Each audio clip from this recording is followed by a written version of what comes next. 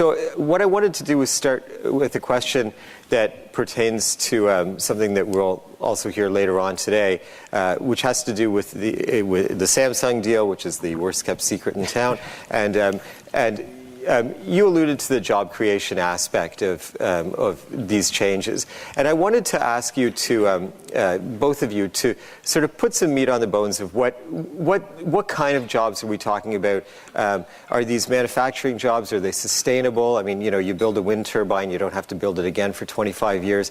Are they service jobs? Could you talk a little bit about what this green economy is going to look like? From the point of view of the businesses that arise and the type of jobs that are created? Sure. Maybe I'll just start, Colin, and talk about it in general terms. First of all, in terms of the specifics of the Samsung deal, I don't know them. I do know what I've read in the newspapers. And they are talking about the installation of large manufacturing facilities, at least for wind turbines, maybe other green technologies. I know something about the manufacturing of wind turbines. There are very large companies, some of which are represented here today, that are active in that. They are long-term, they are sustainable operations. They've been running for many years now. There is an increasing demand for wind turbines around the world, and I would expect that to be long-term, not only to supply what Ontario's needs might be, but Canada's, North America's, and internationally. They are really what I would call permanent type jobs. There is, in general, in green technology, we've been approached by all kinds of solar cell manufacturers and polycarbonate manufacturers who go into the solar cells and so on. And these are all people who want to set up, not necessarily only in Ontario, but across Canada, to participate in what they see as a long-term opportunity. And I would think that the renewables, generally speaking, all of them, are one of the serious, very large-scale industries of the future. Colin? And you touched on it, but obviously there are jobs in construction, there are jobs in the supply chain, both serving our own market as well as hopefully serving other markets as green energy takes off here and in the States.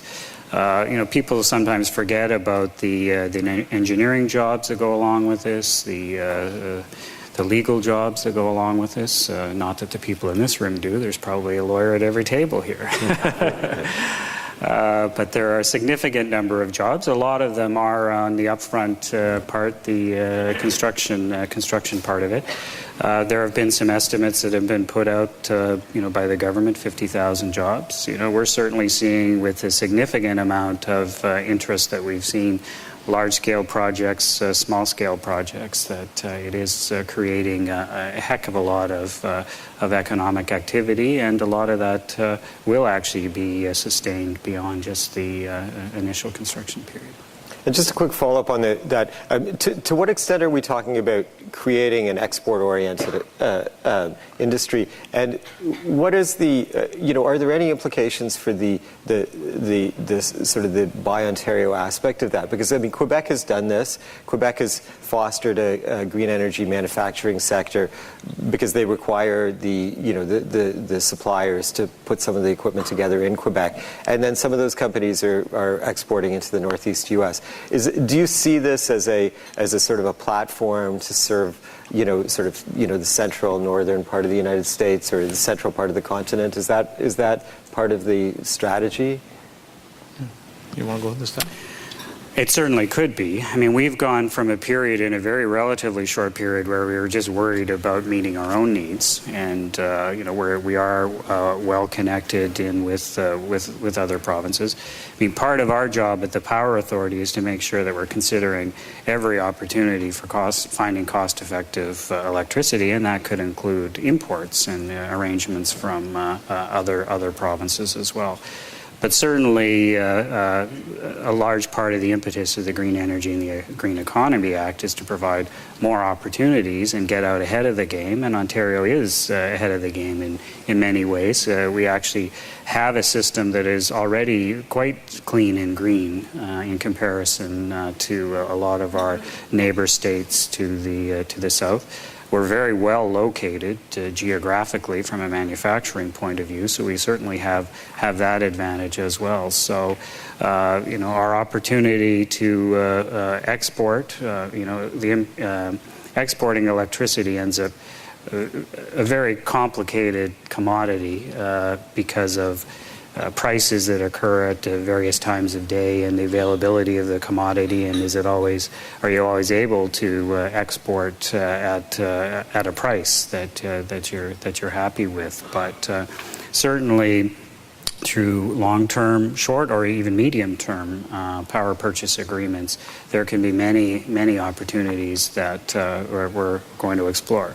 For now, we've been looking after meeting our own supply needs. And we're very confident in that. We still have some decision making to do, though. Just add to that, if you're talking about export of, for example, wind turbines that might be manufactured in Ontario, Quebec has had a wind turbine manufacturer in operation, I think, for about a year, and it has been exporting actively into as far as California, and so there is an opportunity to export. As I say, there's increasing demand, reasonably limited supply so far, and so I would see definitely that once Ontario's needs are met first, there'd be an opportunity for export.